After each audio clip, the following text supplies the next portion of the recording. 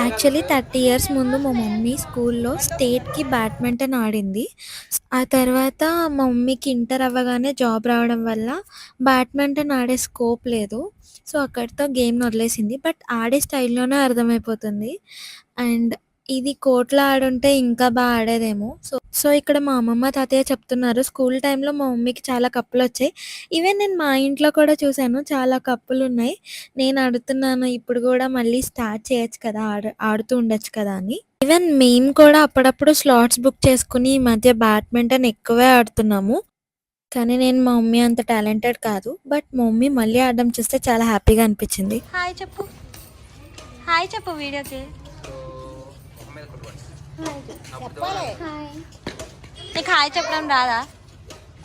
Guys నేను ఇప్పుడే shuttle ఆడాను, అలసిపోయాను. సో ఇక్కడ మనం ఆడియన్స్ని అడుగుదాం.